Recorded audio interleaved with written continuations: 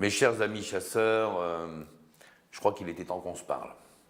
Il était temps que je vous parle.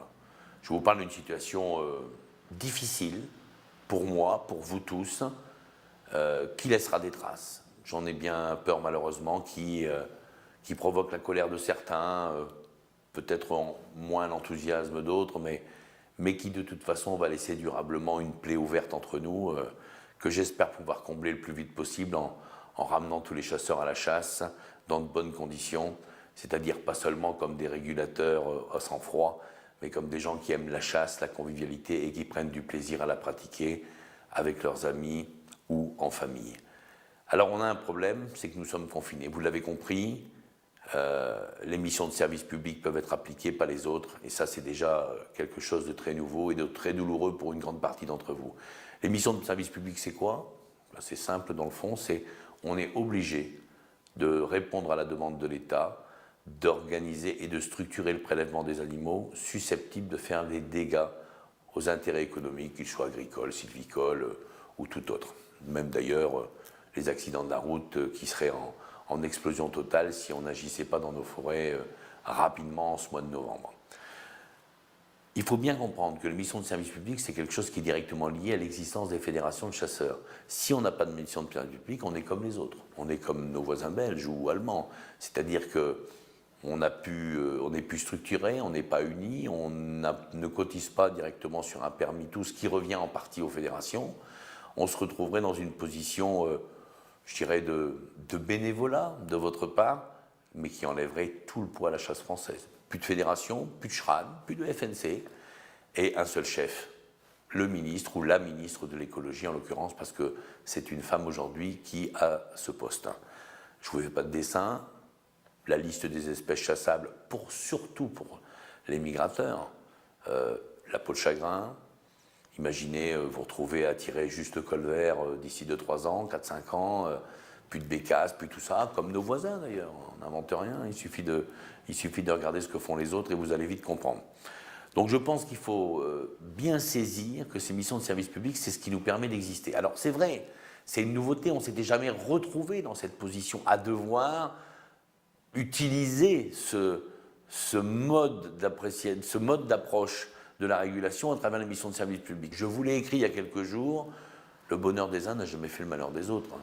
Donc s'il y a des gens qui peuvent retourner, dans de mauvaises conditions d'ailleurs, plus de repas, plus de discussions, plus de rassemblements, et la chasse, c'est pas tellement ça, la chasse française, c'est une grande tradition nationale, c'est avant tout s'aimer les uns les autres, c'est la convivialité, c'est la fraternité, voilà, les chasseurs sont des tactiles, on n'est pas des bêtes à sang-froid, comme j'ai déjà dit, on est des gens qui aiment les autres. Donc ce sera une régulation, mais une régulation un peu particulière. Pour les autres chasseurs, j'entends parfaitement la colère du petit gibier, j'entends la colère du gibier d'eau. Il n'empêche que ce serait stupide de dire aujourd'hui, renvoyons à la maison tous ceux qui chassent le grand gibier. En ce qui me concerne, il n'en est pas question. Je préfère me battre pour que les chasseurs de petit gibier et les chasseurs de gibier d'eau puissent accéder à la chasse demain. Alors le petit gibier, c'est plus compliqué. Effectivement, il faut des dégâts. On l'a dans certains départements, comme le mien d'ailleurs. Bon là, le problème c'est que il y a des ministres qui écrivent des circulaires et puis après qu'ils ne veulent pas les appliquer. Autre débat. Je reviendrai sur tout ça après la crise.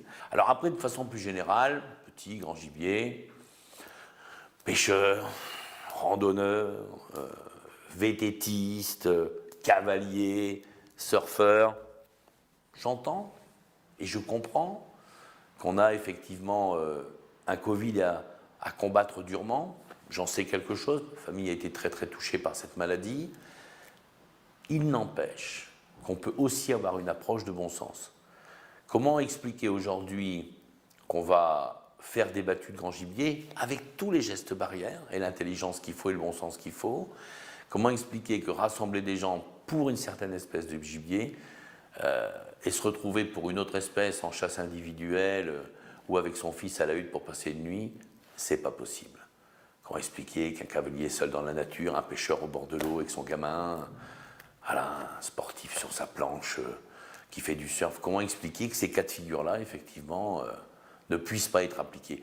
Là, je pense, et je demande au Premier ministre de reconsidérer sa position, Je crois qu'on a bien compris ce que c'était le Covid. Les Français ne sont pas des abrutis.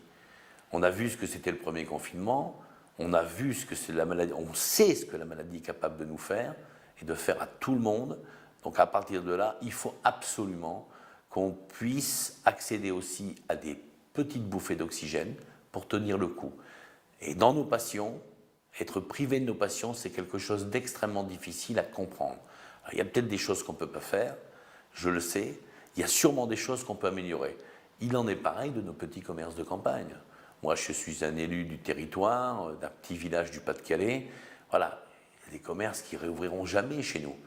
Et une seule personne dans un magasin au fond de la campagne avec un masque et du gel, je pense que là, on aurait pu faire mieux que de fermer les rayons des hypermarchés qui ne règlent pas le problème de ce que nous avons besoin tous les jours pour vivre. Mais voilà, je ne veux pas voir mourir mes cœurs de village, je ne veux pas voir mourir mes petites villes rurales. Donc il faut absolument, Monsieur le Premier ministre, reconsidérer ce positionnement tout en gardant l'esprit d'un confinement strict et de faire barrage le plus vite possible à la maladie.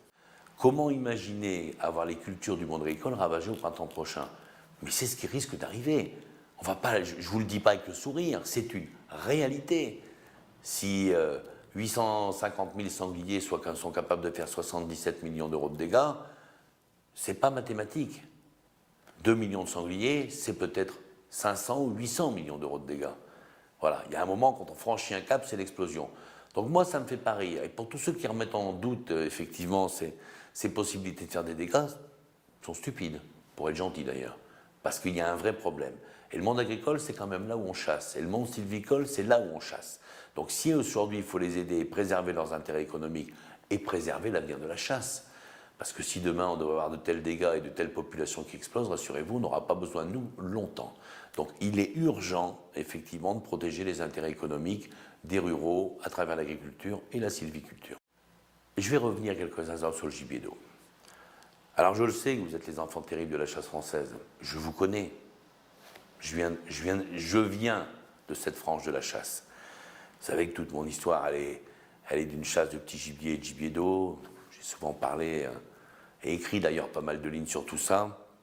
Je comprends ce que vous vivez, je comprends votre frustration.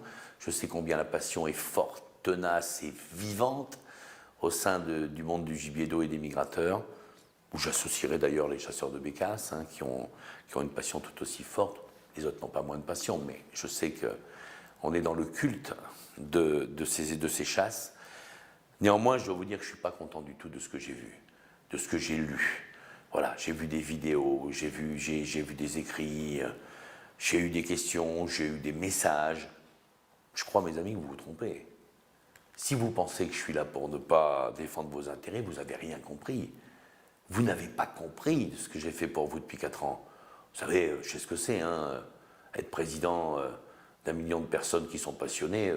Je n'attends pas de remerciements, mais j'attends un minimum quand même de correction. Voilà.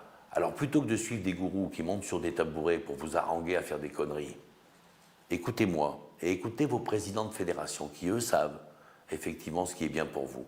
Parce que nous, on se bat tous les jours. On n'est pas de passage au milieu d'une crise. Voilà. On n'a pas des intérêts politiques avec des partis qui rêvent de déstabiliser tout ça ou de foutre le feu à nos campagnes. Nous, on est là toute l'année et on est là depuis toujours. Alors, on vous défend, on se bat pour vous, mais attention de ne pas aller trop loin dans la connerie. Et là, je vous le dis, il y en a qui sont en train de faire des grosses conneries. Donc ça ne me plaît pas et je veux que tout le monde se reprenne. S'il y a des choses qu'on va essayer de changer, je l'ai dit, je le ferai et je me battrai. Mais si vous allez trop loin, il y a un moment, il n'y a personne qui saura vous récupérer, moi le premier. Alors qu'on a la grippe aviaire, l'influenza aviaire qui arrive, qui entoure actuellement la France. Si on était dans nos huttes, je pense qu'on pourrait faire un bon boulot, comme on l'a toujours fait, prélever des oiseaux, pouvoir effectivement les vérifier si la maladie est là, comment elle progresse, où elle va. Des fois, peut-être tuer un oiseau qui a la maladie, empêcher qu'elle se disperse au sein de notre propre territoire, ou simplement la pression de chasse pour faire voler les oiseaux et éviter d'avoir des quantités d'oiseaux qui restent au même endroit et qui sont très près, et qui sont dans une situation de promiscuité très forte, comme on l'a vu aux Pays-Bas, ce qui est une des raisons d'ailleurs pour laquelle la maladie est encore une fois arrivée par les Pays-Bas. Toutes ces grandes zones où il y a beaucoup de migrateurs qui ne sont pas chassés, sont des zones où les oiseaux attendent, restent, et voilà, et se contaminent les uns les autres. Donc c'est pour toutes ces raisons qu'on a une vraie fonction et qui serait normal aujourd'hui de mettre en application. C'est ce que je demande à l'État. Beaucoup d'entre vous ont relevé également qu'il existait maintenant 2 chasses en France. La chasse plaisir et la chasse de régulation. Rassurez-vous, il n'y a pas 2 chasses en France. Il n'y en a qu'une. C'est la chasse. La chasse qui nous procure du plaisir, la chasse qui nous permet d'échanger, d'être ensemble, de vivre des moments de convivialité, de vivre des moments de... Ce que j'appelle souvent d'ailleurs, c'est ces petits bonheurs de la vie. C'est la chasse qui nous fait ça. C'est la chasse des fois qui nous permet de mieux résister. C'est la chasse qui nous permet des fois d'être heureux quand les choses vont mal. C'est la chasse. Donc, il n'y a qu'une chasse, rassurez-vous. C'est la chasse-plaisir. Le reste, même si, à travers cette chasse-plaisir, on s'emploie effectivement à honorer des missions de service public, mais je ne verrai jamais la chasse, personnellement, et tant que je serai là, comme une chasse qui puisse être une chasse de régulation. Si certains imaginent nous emmener sur ce terrain, je ne parle pas en interne, là ils se trompent parce que ça ne va pas se passer comme ça. On gardera nos notions de chasse-plaisir, et c'est comme ça qu'on se définit, et c'est comme ça qu'on se définira toujours. Alors en conclusion, mes amis, d'abord prenez soin de vous. Les gestes barrières doivent être faits à la chasse, comme dans la vie de tous les jours. Et ça, il faut absolument qu'on soit irréprochable dans ce domaine, pour les autres, mais d'abord pour vous, parce que je ne veux pas que vous soyez malade. Vous dire aussi que la chasse a besoin d'unité. Alors c'est dans l'adversité, c'est dans la crise. Si on voit que nous sommes vraiment soudés, est-ce que la chasse française est soudée? Elle doit être soudée. Moi, mon travail, ce sera effectivement de tirer tous les enseignements de tout ça, de continuer à discuter avec l'État, de tenter de convaincre notre Premier ministre que tout n'est pas parfait et que les choses peuvent être mieux appréhendées, pour l'ensemble des ruraux d'ailleurs. Donc mes amis, on laissera passer la tempête, je tiens le gouvernail, je continue le combat, j'ai des espoirs, et j'ai surtout l'espoir de vous retrouver tous en pleine forme, en pleine santé dans quelques semaines, et qu'on puisse reprendre le plus vite possible les pratiques de chasse qui sont légitimes et qui sont indispensables aux équilibres de la nature. À bientôt.